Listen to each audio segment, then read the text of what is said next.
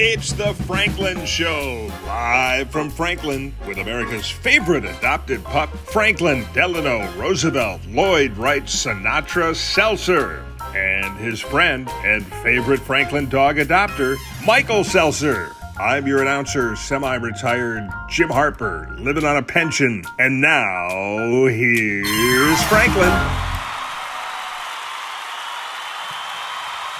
Hi everybody, welcome to the Franklin Show. Thank you all for being here. A very special show. I'm going to wander around to the desk and talk to you directly about a couple of things that are happening.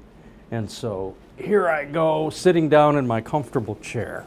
First of all, I want to thank the Eagle newspapers for this very lovely and flattering article on the front page. Last time I was on the front page of a newspaper, it was when I got out of jail. I was on parole, but that's another story. This is a very nice article all about the Franklin Show winning this wonderful national award. I'm very proud to say that we were judged by 150 judges from all over the country as the best new talk show on cable TV. And it's a huge honor, and I'm dreaming of a time when my executive producer and I, Carrie Lazat, went to Boston to pick up the award, and there we were in front of the entire group of cable television operators and people in the cable TV industry, and we get called up to be awarded this wonderful honor. And it was a dream because management wouldn't let us go. So anyway, that's another story. But anyway, thank you to the Eagle for this lovely article about the Franklin Show. We are very proud. Now, another major event.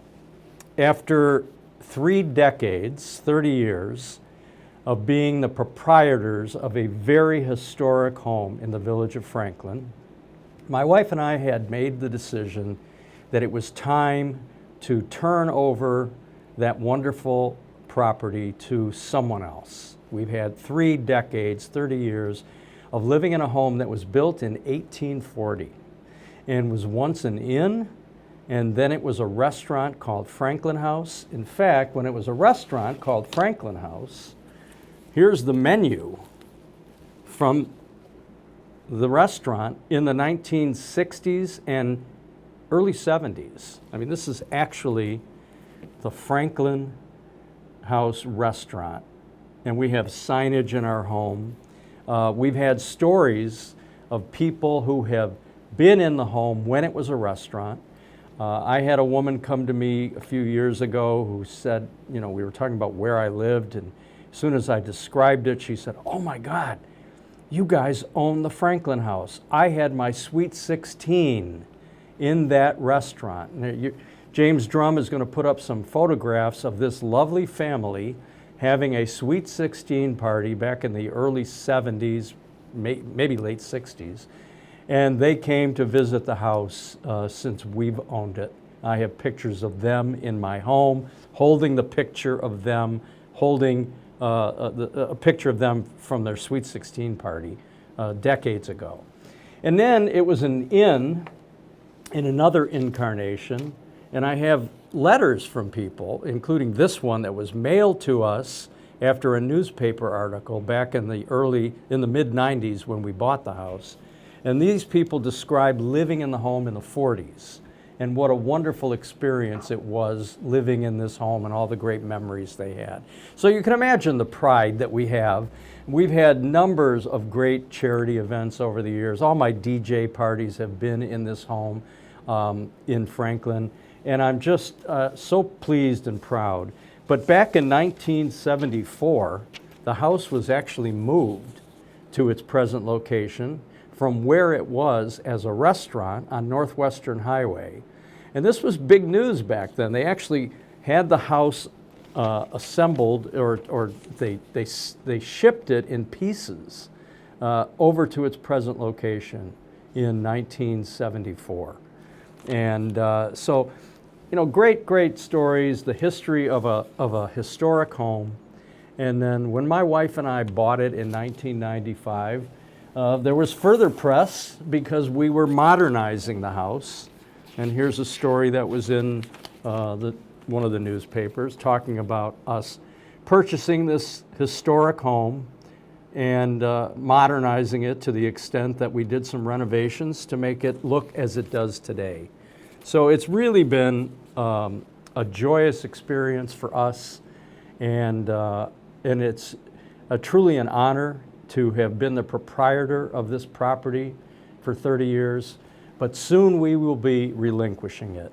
And but not to worry, the Franklin Show is unaffected. We will be staying in the area. We will be staying in Franklin in a downsized capacity. I'll be in witness protection at that point, so I'm not going to share where I am, but I will be there. And we will continue to enjoy the great community that we've been so responsible and proud to be a part of all these years. So I wanted to share that with you, my audience, and we have a great show lined up for you. We'll be back after these words with more exciting Franklin Show. Thanks, everybody. When it comes to making plans, you are the best. The same way you plan each detail for those moments, start planning to protect you and your loved ones from a natural disaster. Protecting your family is the best plan you can make. Hey, everybody, welcome back to the Franklin Show. Franklin is right here at my side, taking a little break. And I am so pleased and so privileged to be interviewing one of the finest men I've met in my travels. My friend Beni Levin is in Israel right now. Beni, welcome to the Franklin Show. Oh, Michael, thank you. I'm actually excited to see Franklin, and I'm happy to be here on your show. This is great. Yeah, and we are so happy to have you. You know, Beni, you have impressed so many of us, and we have so many Beni fans here in our Detroit metropolitan area and all over the country where our show is watched.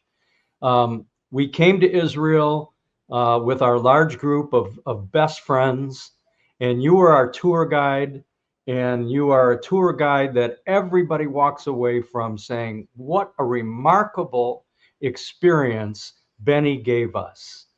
He is so articulate, so intelligent. You have so much history and great personality that you can't help but be moved and entertained.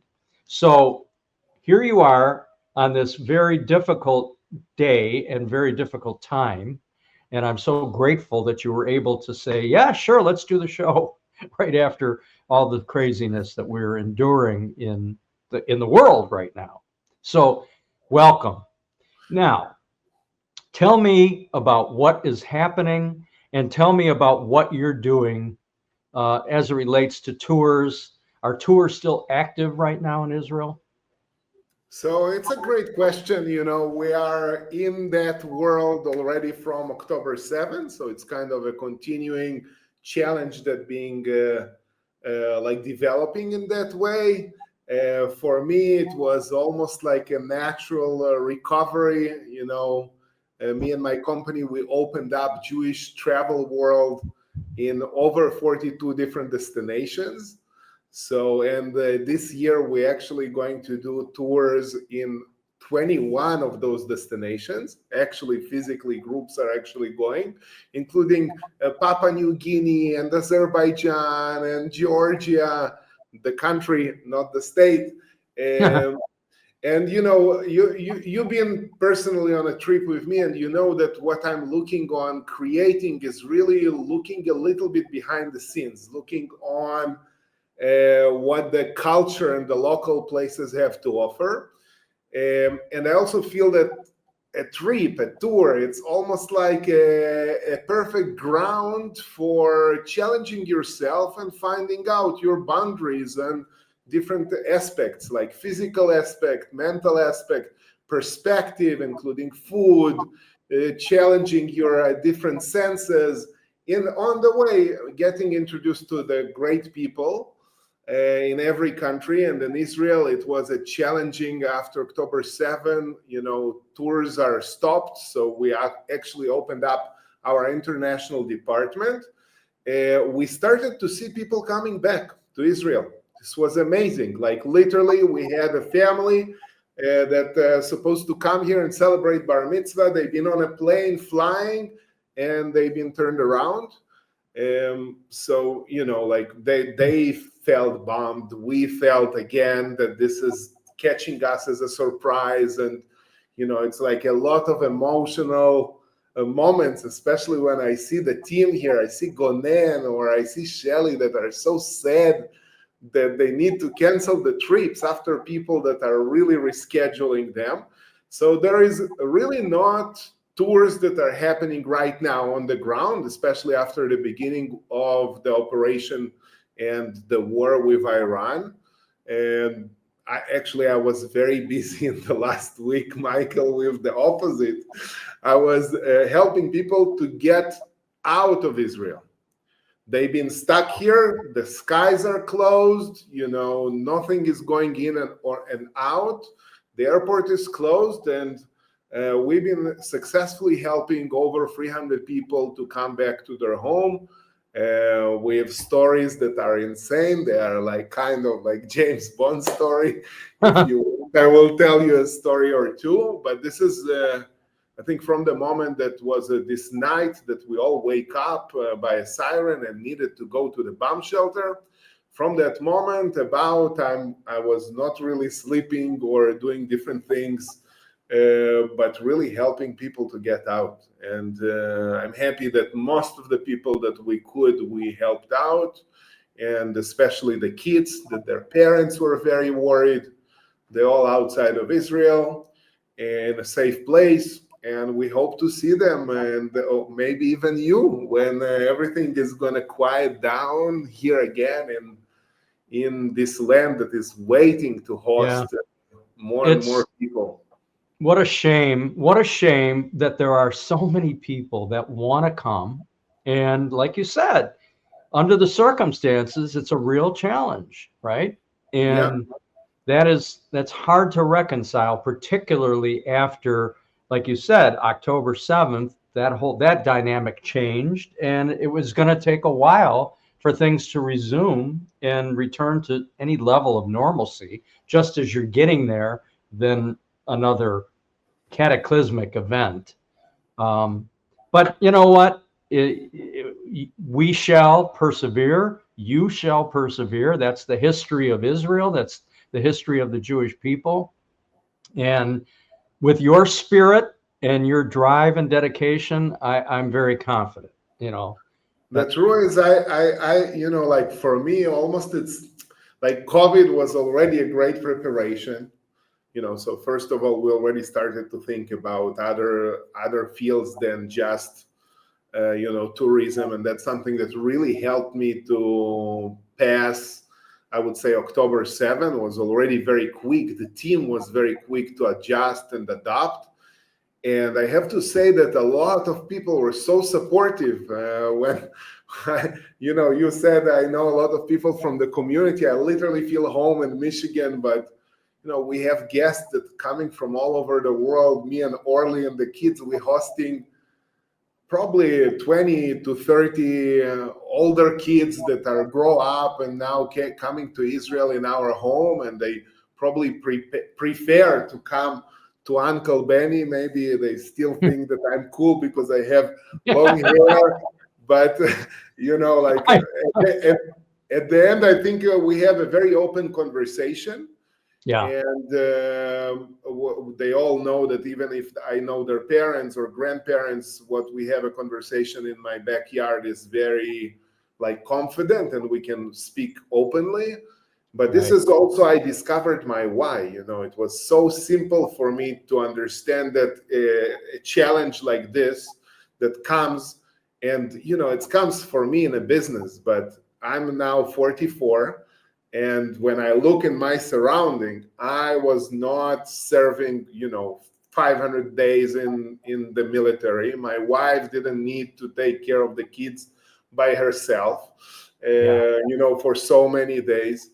we are like, I feel that, yeah, I lost kind of like 100% of my business in the first few months. I have to say a lot of people were very trustworthy and gave us the chance to take them to other places based on their knowledge on how we do tours in Israel. So, this family that was on the plane, they actually had a bar mitzvah ceremony in Portugal. We did it like really quick over the weekend. Oh. We set it up with Jewish connection and some Israeli musicians that were stuck there. So it's very interesting. Like I feel that I'm privileged to be surrounded by the community and working in the field of connecting people to their heritage in one way, right, and to their roots. And it's not only Jewish people. It's also like we have a lot of guests that are Christians, and they are coming here and they are enjoying Israel, and they feel connected as well. And well, all of religion originates where you are. And so, it's not surprising that it would be more than just Jewish people. I have many Christian friends who have come to Israel, and it's an experience that everyone should experience because it's breathtaking. There's so much there, and you're never gonna regret that kind of a trip. But let me ask you this: when you had to help these people celebrate their bar mitzvah in Portugal, you weren't able to leave Israel to go join, right? Yeah, we have team on the ground. I couldn't join. Oh, Today I basically run a company. In a normal time, we have about 10 people on the ground in the office in Israel. yeah. We have the international department have about 4 people, full-time job. Today, a little bit less. And we have our boots on the ground. Basically, in every place, we have a very big network of guides and Israelis that living all around. And in many ways, it's funny because people ask me, why would I take an Israeli company that that will take us to travel in a different destination than Israel? And I have one story that is always coming back to that. One time I had been invited in Italy from a little area called Piemonte. It's a beautiful area. It's where they do a lot of truffle hunting. And this is the area of one of the most interesting grapes called Nebbiolo. And they invited us as a travel agent, and they did something called Fam Tour, that they inviting us to experience the area so we can bring people and offer it to our guests. But this time it was different because we could invite 2 guests. So I called 2 people that traveled with me before, and I'm finding myself, driving with another Israeli guide, and every travel agency got a local tour guide, and we coming down in the middle of the night from this in the forest, from this beautiful fortress that is standing on top. We were cooking some pasta together, and the grandfather there, while they were cooking, I found out that he had a collections of Alfa Romeos and that he's making his own grappa. And then we ended up there drinking grappa, taking a look on his Alfa Romeos. Anyway, we're driving down through the forest, and a little bit drunk, all very happy, and then suddenly I hear it's coincidence, but the other tour guide, his name was also Beni, the Israeli guy. He was in the Air Force, and then he says something. He's speaking Italian because I'm not speaking Italian. So he's like something, and then the driver stops, and we're the first car out of 11 travel agencies with private guides that are driving in the back. We're stopping. I'm looking at the window, and I see like a red light, like moving through the forest, and I didn't understand what it is. And then I hear Benny screaming outside, something in Italian. So, "Ba, ba, ba, ba, ba, ba, ba, ba." And then he opens the door and he says, "Guys, do you want to go truffle hunting?" And I'm like, looking on our guests, and they all like, hell yeah, let's do it. And we're outside with this dog, because in Italy they're using dogs for truffle hunting. And I'm like, Benny, ask them if we can dig. And he's like, it's expensive. I said, ask them. And we asking, we amazingly hunting, and then we buying few of the truffles. And the next morning, I'm coming down to the dining hall of the hotel, and the smell is phenomenal. Like omelets with truffles, you cannot miss it. And then I see like Benny and the two guests that traveled with us before wearing these chef hats, and they coming out and saying, those truffle omelets are brought to you by Web Travel. And we're like, everybody like, what do you mean? We're like, yesterday we on the way back, we went truffle hunting. They're like, what? Why we didn't went truffle hunting? And I think this is a little bit explaining, one is how the Israeli chutzpah is really working for us, because the worst case scenario, we all think that Benny need to go to pee the grappa that he was just drinking, right? Right. So, and the best case scenario is we went out truffle hunting for real, like with these two guys truffle hunting, amazing experience. People will not forget it. And the other thing is like, those are the moments that we actually plan on our trips. It's not like, it's like, I call it a spontaneous part. And I think this is the fun, that it's bringing those ideas that we developed in Israel to other destinations, really teaching our local partners to create them. It's very hard. That's why we use a lot of Israeli tour guides when we have flights. Oh, look at this. Now, this is a picture of me and Benny is standing behind me, and we have taken Benny's hair and pulled it over me. So this was just one of the many adventures we had together in Israel. Benny with his fabulous mane of hair, and me with very little. Well, I remember that. Yeah, That's such a funny picture. It's a funny moment. I got so many. I have to say the most amazing part is that really at the end we create moments, but moments are depending also on the travelers. Right. So like you really opened up your heart. This is not a picture you take with someone, right? Like, well, let some weird dude put his long hair on my. No, like it's literally. That's why I am who I am and have this crazy show, and because of the experiences that I've had and the willingness to do something really stupid, and I've got so many more.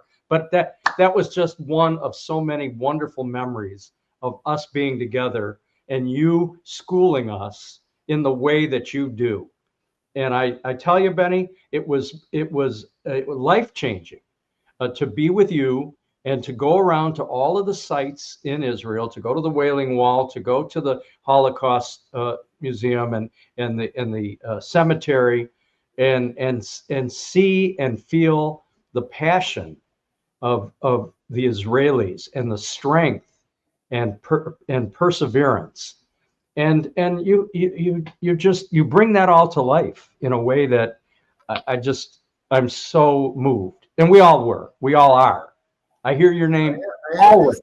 When I came about a year and a half ago to Detroit, yeah, we met, the entire group met, right, and I happened to be in Detroit. It was in January or February. I happened to come back for a council meeting, and the Weisman said, "Hey, Benny's here," or the Surnow said, "Hey, Benny's here. I'll be right over." And that was you came. It was amazing just to think about it. And this time it was with my wife, my two little kids. It's like for me that's a circle. I think, as I said in the beginning, one of the biggest challenges was to take like Benny as a tour guide, because when I started my company in 2008, I was not really into building a company or a business.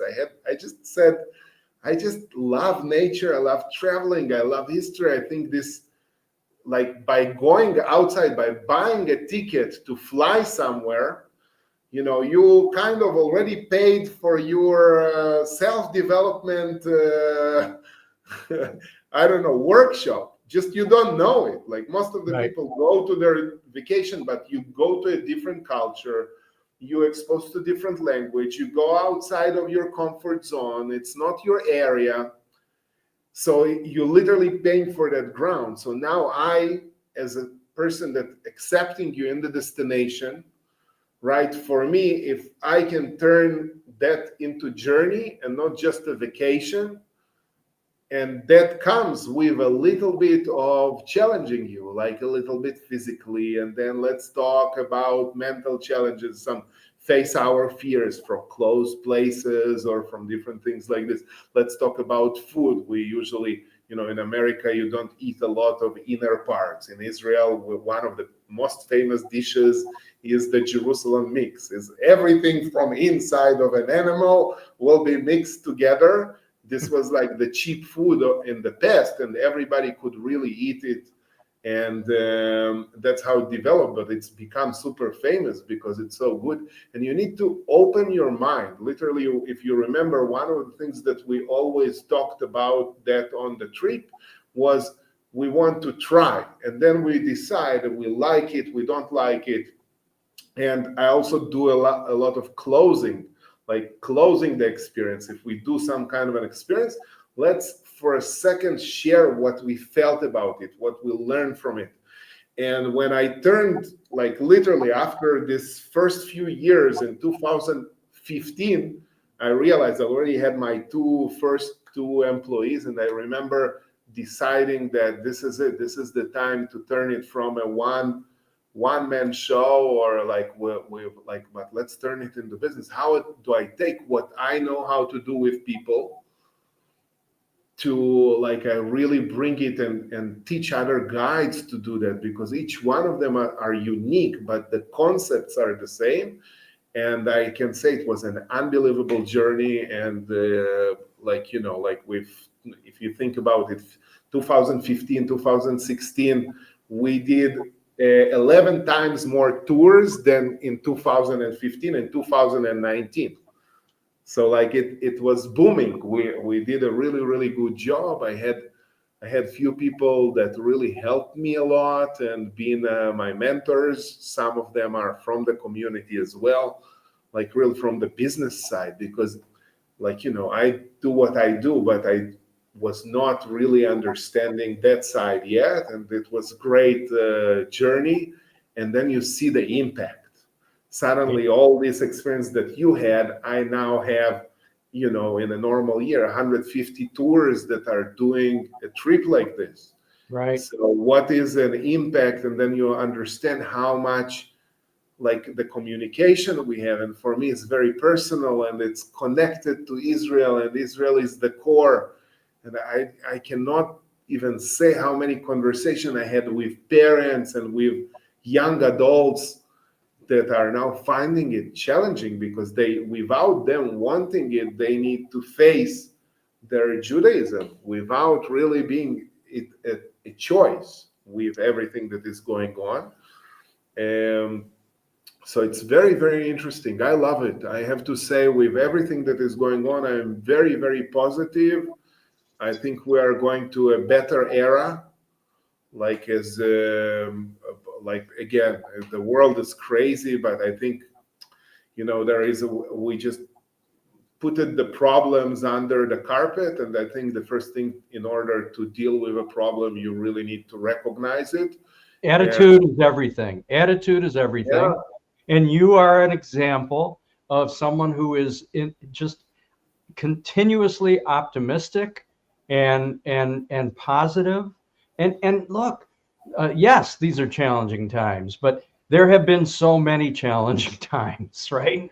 And so this is just one more. But I'm grateful to have had the opportunity to get to know you. And because of social media, we can stay in touch. We can stay in your lives, and you can stay in ours. And when you do come to Michigan, we know, and we can meet and we can spend time together, quality time together. And even when we don't, you're on social media every day. I love the videos that you put together because their passion and your positivity shines through, and that's so important. So yeah, this is, I like your words, first of all, giving me so much power. yeah, I think the whole thing is like, I could not pass it myself. It's a journey. We're together in it, and people are, when you have friends yeah, and you have people that's supporting you, it's great. I think social media, I really took the opportunity now from October 7th, because most of my work was done of word of mouth. But yeah, I took that next stage and I started to do daily videos, mainly talking about how to use travel or the outdoors as an educational tool, and how to use travel as an educational tool or bonding tool. So I love it. Yeah, I think this is, for me, is what I meant to do.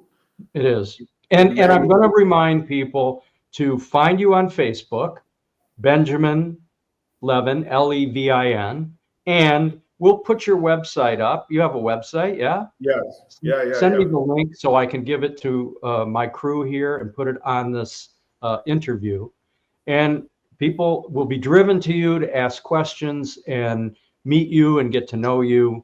I am just grateful that you were able to take the time. And by the way, I sent you, this was a last minute invitation, and you were very responsive.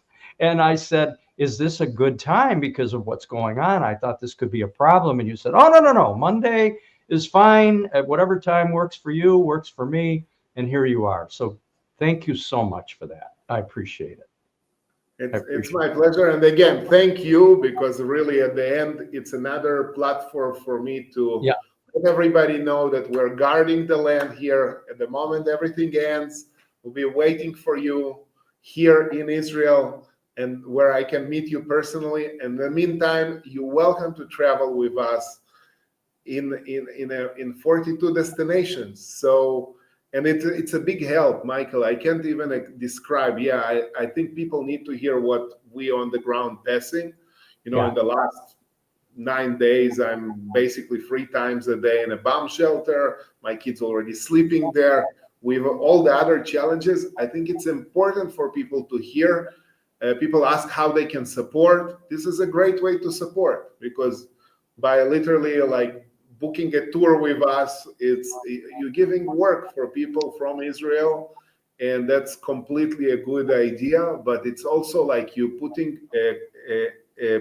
a lens on, or part of your Judaism or your heritage, if it's Christianity, into every single trip. I think this is very meaningful for me. It is meaningful and it's memorable, and you are you're a tremendous asset to us, to our people, and to the state of Israel. So I have to leave you now because I have taken up more time of your time, and I know that this is a tenuous situation. But God bless you, Beni. I will let you know when we're going to air this. It'll be soon, but we've got a lot of things that are going on here too. But thank you so much for being available and for being who you are. God bless you. Thank you, Michael. Shalom, shalom. This was a pleasure. Where is Franklin? Show me Franklin. Here he is. Here's Frank. He was napping. He's a big fan of Beni, regardless. I'm sending you a big, big hug. Really. Thank you. Thank you, Beni. We love you.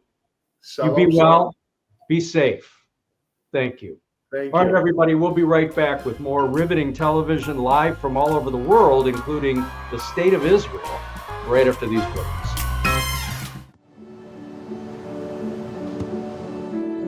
I don't remember how it started. Go to that. Our back and forth.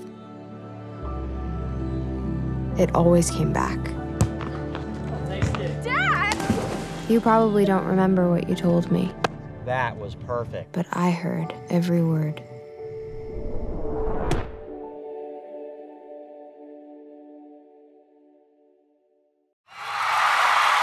Well, hey, everybody. Welcome back to the Franklin Show. You know what we're talking about here. Kids who done good. Now, these are a hand-selected group of individual humans that I've known for 20 plus, maybe 30 plus, maybe nearly 40 years, some of these kids.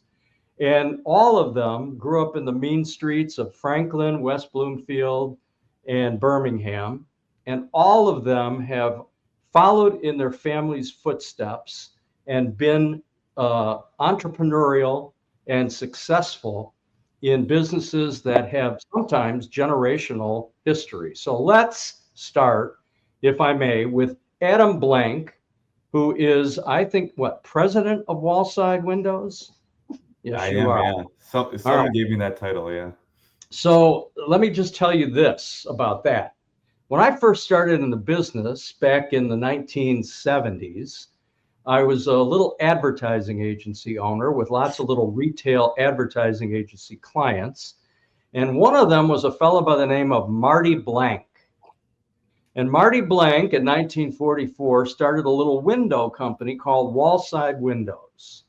And as I walked around his facility, he introduced me to his son Stanford, who he said, this Stanford, he's going to take over my business someday, and I'm real proud of him.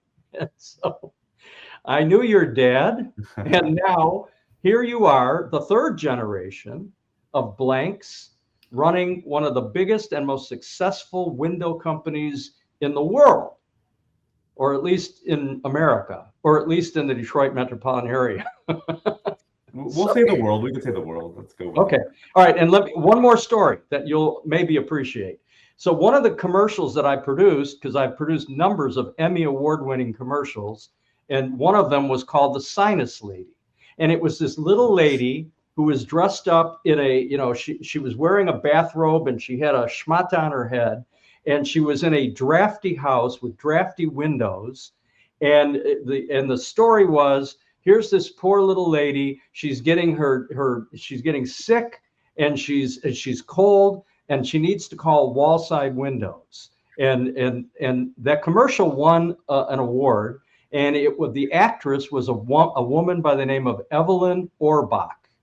Now you may recognize Evelyn Orbach because she was married to Cantor Harold Orbach from Temple, Israel. And do you have footage of that commercial? I'd love to see it. I was looking for it. We're in the middle of moving right now, and I've been going through all kinds of nostalgia stuff. And I know I have it, but I haven't found it. But if I find it, we'll be integrating it into this segment. But Evelyn was also the founder of the Jet Theater in West Bloomfield. And she was an actress and a singer. And she just passed away a couple of years ago during COVID, actually. But she was the star of The Sinus Lady, an award-winning commercial that we produced for Wallside Windows. So how's that? That's history right there. That's history. All right, so Adam, let's talk about you. You entered the family business when? About 10 years ago. So I was a lawyer, and then hated being a lawyer, and so figuring out what else. Not to mince words. And then so figuring out what I want to do next, and the family business was probably always part of my legacy and an opportunity. And my dad and my uncle came to me and said, now's the time. So I joined almost 11 years ago, actually, 2014. God bless, man. That's fantastic. And so you are a lawyer. You don't stop being a lawyer. You just stop. I don't practice law, I guess, except for Wallside. So. Well, do you? So you're the in-house counsel. Yeah, I am. Do you also do installation? Because I've got a suggestion for your installers. I don't. That's where my expertise leaves. We're going to put a picture up of the actual 1944 Wallside building. You won't see it here, but my crack editor James has it, and it will be appearing right here on the Franklin Show. And that's where I did business with your fabulous grandfather, who I loved, Marty Blanck. Yeah. A real quick story. We were selling windows last week to somebody, and the customer said I bought windows from Martin Blanck and had his business card. Is that right? 30, 40 years ago. Wow. So I said, you got to grab that. So she's bringing it into me. Yeah. Oh, that's great. Still in pristine shape. He was like 50 years old. He was a tremendous guy, and I enjoyed working with him. And so anyway, that's that. And I'm very proud of you. I've known you for a long time, and it's great to have someone to follow in your footsteps. We know a few folks that have had that opportunity, and you've got a wonderful foundation laid there. I mean, Wallside is one of the biggest and the best. Yeah, it's fun to carry on the family legacy, day in and day out, and and my dad's still here, so I enjoy working with him. Yeah, I know that. I know that too. I've run into him.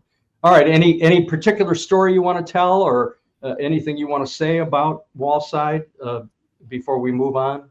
No, I mean, obviously we've been in business 81 years, so it's we continue to focus not only on our past but also the future. So we're building windows day in and day out for customers in Michigan. All right. Well, I will share this information with the new owners of our house on Scenic Drive in Franklin, because we have those old drafty 1840 windows. Yeah. And I would never ever replace them because I love them. We'll give them an extra discount if they call us. You the Franklin Show discount for them. All right. I will tell them that. I will tell them that. All right. Now I'm moving on to another Adam. My friend Adam Surnow, who is dialing in from, I'm guessing, Miami or somewhere in Florida. Yeah. Palm Beach, Florida. Palm Beach. Okay. So Adam Surnow and the Surnow Companies, a notable real estate and investment group, very entrepreneurial. Adam, you've spent most of your years in Los Angeles, and you recently moved to Florida. But let's talk about what you have developed following in the footsteps of your wonderful grandfather and your dad and your uncle, all Surnows, all brilliant real estate entrepreneurs. Go. Yeah, so it's interesting. I come from a real estate family. Actually, so that everything was, I could have sort of gone that route, but I wanted to stick in real estate on shingle. And so, my grandpa was really into developing sort of multi-tenant shopping centers. My dad and uncle got more into shopping centers and the office product. And today in my business, I don't do either of those. I do multifamily. So I'm in the residential side of real estate. I did a bunch of single family homes, and I build and invest in apartment buildings. And so it's all I ever wanted to do was be in real estate, and I didn't know at what capacity. And so I sort of just found the opportunity entrepreneurial that I was given, and just was open-minded and built my own little business here. But your foundation was laid by your grandfather, Jack, and your dad, Michael, and your uncle. And it's just wonderful, though, that you're continuing to follow in that realm. But you've gone on and you've done your own thing, and I couldn't be prouder and happier to know you and to know you growing up, where you and Justin would play baseball together and soccer, and went to college together and high school together. I mean, it's great history, and the fact that you're out there toughing it out in a tough industry, right? I mean, what you're doing is not an easy business. No, and to your point, I followed in the footsteps of sort of what was the mindset that was given to me, and the lessons that I learned at home from my grandfather, from my uncle, from my dad, and sort of did what I could to muster up a business. And it's not an easy business. It's a get rich slow business is what they call it. So I'm still trucking up that hill, and one day hopefully it pays off. Well, you're a great promoter. You have a great marketing sense. You've done some really cool things to promote yourself and your business. Not the least of which was that crazy series you used to do, the cranky Jew. Is that what it was? Yeah, are you allowed to say that these days? Sure you can. President Trump, you can say anything you want to say. Hey, I man, love it. I love it. I say whatever I want to say on my show, and we win national awards for doing so. So God bless. But yes, Glad to be a part of it. I love your having the guts to do the things that you've done and to market, because marketing is really, and we're going to talk about that when we get to Justin, because that's my background is marketing. So you've done a good job of that. So I'm proud of you, and I'm happy to have you on the show. I see Ethan Weisman there. I want to get him in here. So yeah, sorry I'm a few minutes late. Yeah, you missed the best part of the show, but you'll catch it on the interwebs when it appears, and Perfect. And I'll brief you. But all right, so let me move on. Thanks, Adam. So Ethan Weisman, another one of the kids from the hood who done good and follows in his father's footsteps. Gary Weisman, one of my dear friends who dresses so well, not as well as me, but differently. Smells great. I just gave him a hug 2 days ago, and the aura of Gary Weisman is spectacular. Smells like pickles a little bit lately. Not at all. For some reason, I think it's like a pickle scent, but he pulls it up. He came back from the stage, so that's possible. But in general, old Dill Weisman. Oh, exactly. Yeah. All right. So Ethan, at General Development, and your father's great illustrious company, building massive real estate portfolios and industrial. What do you call them? Industrial parks? Is that what they are? Yeah, in industrial and light industrial manufacturing parks. Yes. Yeah. When you say light industrial, what exactly is the difference between light and heavy industrial? It all depends on what the product is that's being either manufactured and or being produced on the inside. So like light industrial would be more widgets and digits being pumped out, and like in heavier industrial would be like window panels, door panels, like the bigger aspects of the actual vehicle itself. Got it. It was a stupid question. I was looking for a stupid answer, but you gave me an intelligent one. So there you go. More power to you. Well, this is what we do on award-winning television. You know, we ask stupid questions and hope for the best. So, and then you were also involved in the aeronautics industry or the plane rental industry, but you guys have transitioned out of that, right? Yeah, we that's on pause due to the environment. I think Gary and his partners will pick that back up, but not in the near future. Yeah, you don't want to have anything to do with that, and you call him Gary, not Dad, because that's a sign of you're being mature. We call him Gary, not Dad. Correct. Gary or GW. I do not. I call him Dad behind closed doors. That's about it. I understand. I call him things too, but I do it right to his face because I don't Correct. like talking to him. So anyway. 100%. All right. So Ethan, God bless you, man. I remember you when you were a little kid growing up playing baseball and skiing on the heather, and here you are years later. Made it through as I say, the mean streets of Franklin to excel as an entrepreneur in your family business. Is there any particular project you want to share with us now? Do you want to break any news? I just had somebody on the show minutes ago who broke some incredible news. His name is Jeremy Sasson, and you'll hear about something when you watch the show. But you know Jeremy, and I got breaking news, so there'll be a little thing going across the bottom of the screen. Ethan, anything you want to share that's unique and special and exciting? Well, I would say I can't say now that breaking news, like it's not like my wife is pregnant again, so that's not like not happening there. No, I'm in kind of like what Adam said. We're in a get rich slow business, and you just kind of you roll with the punches, and so that's what we're doing these days. We're navigating these difficult times with the tariffs, with the economy, and with interest rates, and we are waiting for our next opportunity to pounce. If it's an acquisition or a ground up built to suit project, we will pounce. But at the moment, we are keeping our current client base happy and comfortable, and we are waiting for the next big opportunity.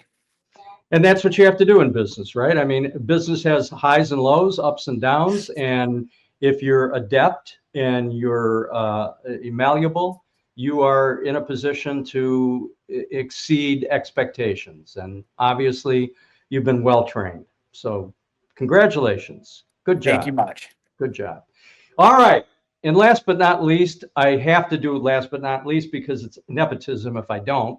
My son, Justin, who I'm extremely proud of, running a major record label, Blue Note Records, a division of Capitol Music Group, Capitol Records, that fabulous building that's circular and white, and it's every TV show you ever seen. But Justin started working for me in my marketing business, and I've heard people say when he came to work for me, like a lot of people will say, oh, the son's going to come into the business, and the son's got no talent.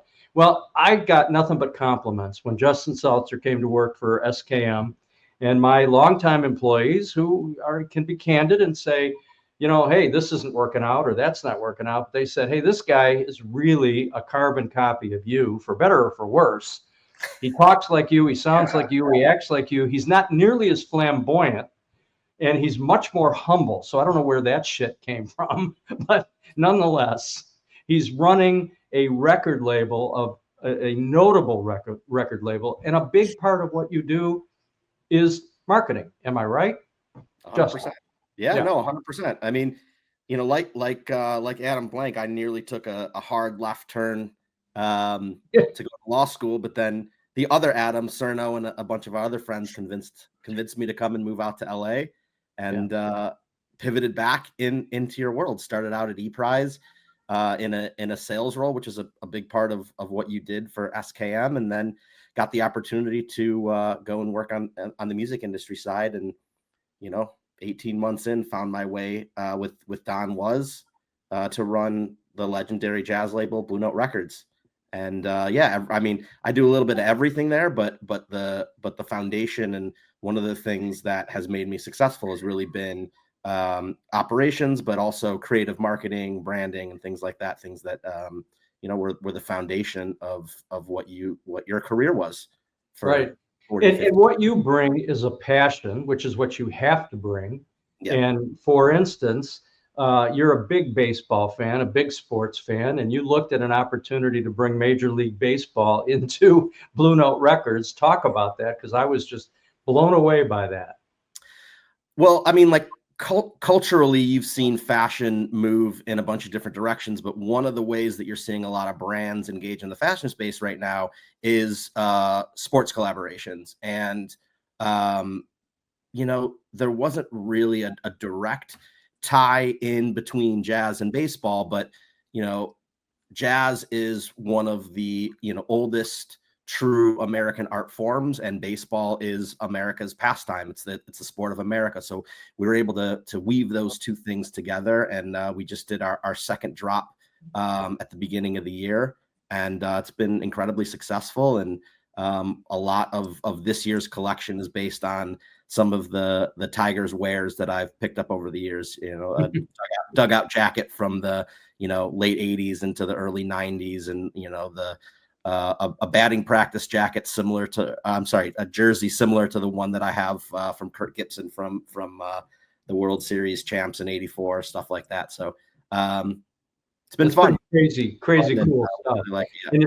And if people want to find it, they go to BlueNoteRecords.com. Store.BlueNote.com will take you directly to our store, where you can pick up the baseball collection, all sorts of variety of merchandise and records.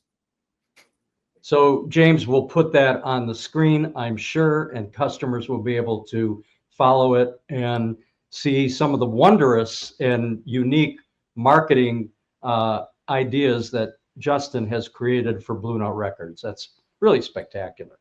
And I mean, jazz is like, it's the greatest. And Blue Note is 82, 83 years old now. Yeah.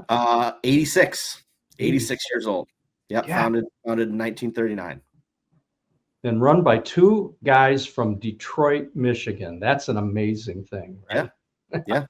two Jewish guys from Detroit, Michigan. Jewish guys. Both of our founders were German Jewish immigrants who immigrated to America to escape. Isn't that interesting? How it goes full circle like that. Yeah, cool. Absolutely. All right, that is a wrap on this segment. I am just so honored to have all of you guys who have done so well, have gone off and made yourselves successful. And I don't care what Adam said when he said something about slow, whatever you said. I seen the car that you drive. You're doing okay. So you can't fool me. I was born at night, but I wasn't born last night. Okay.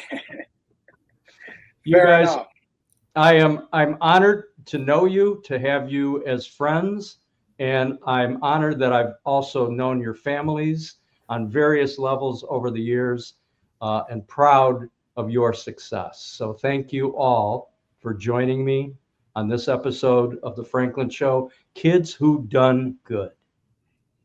All right, everybody, we will be right back with more riveting television after these words from our sponsors. Thank you, guys. Be right there. Wait. Use the shovel and bucket of water, remember? Drown, stir, drown, feel. Then make sure it's cool. Where'd you learn that? SmokeyBear.com. Brushed up on some tips before we left. Don't want to start a wildfire, right? Only you can prevent wildfires. And I am so grateful to this wonderful studio audience, to my band, to my announcer, to the great cast of characters that work so hard behind the scenes making this show a reality every week. We look forward to seeing you again next week right here on The Franklin Show. Good night, everybody.